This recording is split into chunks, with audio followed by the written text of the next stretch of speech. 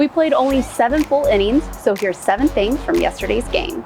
Bottom of the first, Austin Bex hits a grand slam. We got round 2 of opening day pitchers taking the mound tonight, and it's a lefty versus lefty matchup. Regardless of how his first start of the season ended, his ability to handle sticky situations is what makes it exciting to see him here in Tulsa. Not only that, we got familiar faces in the ballpark tonight. Former driller Leonel Valera is suiting up with the Naturals. He was a part of the 2022 Driller squad. He delivers 2 more strikeouts on the Naturals. However, he then walks a batter that makes bases loaded. With 1 out away, he handles the pressure and delivers a strikeout. Hey Dalton, so this is a huge game for you. You not only hit a home run, but you hit a grand slam. What were you seeing at the plate? Honestly, I just didn't want to miss the fastball. He had thrown a few sliders before, kind of all over the place, so I was like, dead red fastball. Let's hope that it goes my way, and it did. So this was also a huge game for the Drillers. It's a 12-3 win. How did that feel? Very good. Offense has kind of been back and forth. Couldn't really get things going, like start the year, but here last couple weeks we've started to come together, put together some good ABs, put up a lot of runs, and at the end of the day, when we put up a lot of runs with the pitchers that we have, usually goes our way. So this is the 7th day in a row for the Drillers and yourself to have to play some baseball. What are you doing to keep not only your head in the game, but also to keep your energy levels up? Yeah, it's tough. You usually have like 2 of these runs every year, and so it's like, what can I do to keep my body in the best shape, give myself the best chance to basically stay healthy, and that's kind of what we've been doing the last, like you said, 7 days, and after tomorrow, got a good off day, and we'll go back for 7 more. Thank you, Dalton. Thank you, Ava. First and foremost, first win at home since the last day game. What's been the message in the clubhouse? Take me back to that time when your son did get drafted by the Dodgers. What was that experience like now being a parent instead of a scout? And also, again, another Oklahoma tie with Oklahoma State. So I know you're an OSU alum. How does it feel to be back here in Oklahoma?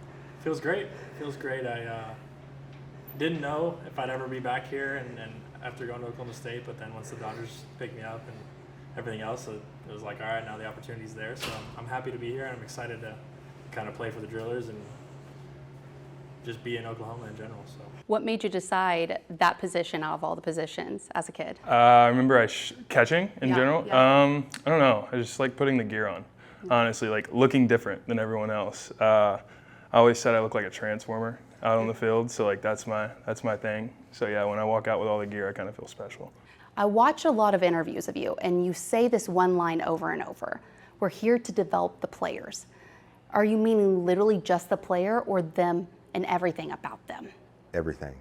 And like one of the best calls I've ever got was from Carson Taylor when he got traded. And this is how you know you're doing this. It's like, hey man, you got me better. He called as soon as he got traded.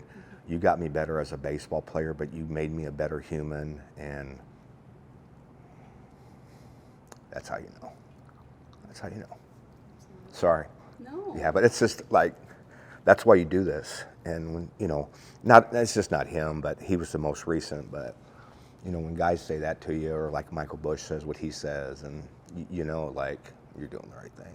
Take me back to the time when you were in Tulsa in these high school tournaments, playing at the Driller Stadium. Is it weird to be back? No, it's kind of like a full circle moment. It's like, wow, like I came here as a younger player and I'm like, wow, like this is where I want to play one day to a certain extent. Obviously you don't want to finish your career here or anything like that, but I played on this field. Now like coming back to the stadium, I'm like, wow, like it's a full circle moment, like I said, and I'm getting to play in the stadium with the affiliate, and it's pretty special. Diaz's road to the show has not been smooth sailing. As a Cuban player, he had a defect in order to have the opportunity to play in the MLB. So it is special for Diaz to be able to look up into the crowd and see some familiar faces. Lo mejor para mí es mi familia, ya que siempre me están apoyando. Eso es lo más divertido para mí, para demostrarle quién yo soy y es el apoyo que siempre he querido. It's the support that I've always wanted and need from the family, and it just makes me very happy that they can watch me be successful. What was that moment like when you told your parents that they want to sign you? I didn't think my mom believed me at first. Obviously, like when I threw the bullpen, and there was a lot of hype behind it.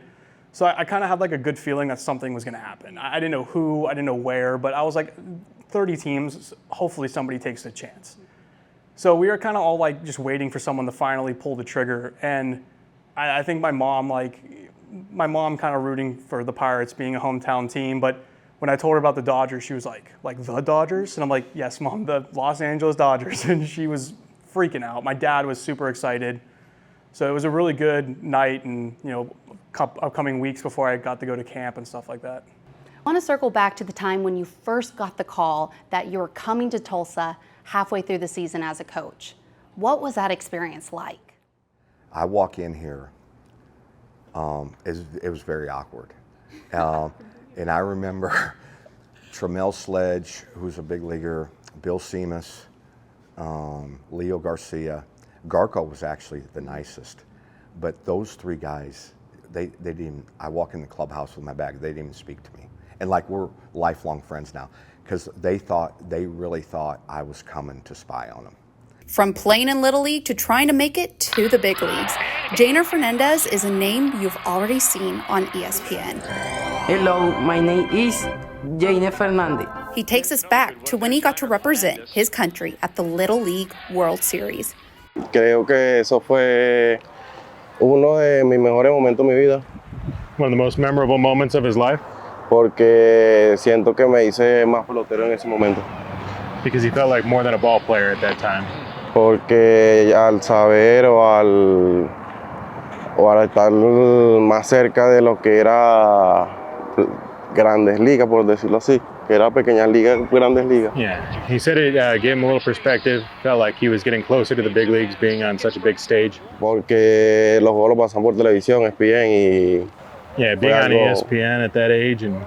Fue algo demasiado... Me sentí orgulloso de estar ahí. Really proud moment for him. Jainer explains why you won't catch him on a mound at a Drillers game. Bueno, porque primero por el tamaño, será muy pequeño y también que siempre es como que sigo bueno con el bate y me ha caracterizado por esa parte. Yeah, he said when he was younger and he was small, he realized that pitching might not be the long-term answer. So taking advantage of that and the fact that he's such a good hitter is what led him to play the infield. However, what has stayed the same is the number on his back. Porque cuando fui a Pequeñas Ligas, pocos años después mi abuela murió, falleció. Y ella siempre quería verme jugar en televisión, me recuerdo. He said he always wanted to stick with it. He said his grandmother back then, she passed away, but he wanted to stick with it for her, and he's going to wear it till he gets to the big leagues. But he's not only here to play ball. He is here to be a role model too. Sí, me recuerdo muy bien porque cuando fui para Pequeñas Ligas, nos llevaron para un partido de béisbol. Yeah, he said he remembers it. It was definitely special when he was in the Little League World Series. They got to go to a baseball game, so he wants to give that to them. Y por eso cada vez que vienen los niños trato de dar mi 100%. Yeah, he said he wants to give them confidence that 100% they could achieve what he did. In pure Little League World Series fashion, he got asked who his favorite player was for his intro video. My favorite player is Alcide Escobar. And we wanted to know if that answer was still true. No. Now it's Miguel Cabrera, probably. We know favorite players change over time, but we have a strong feeling that he'll become a longtime favorite in Tulsa.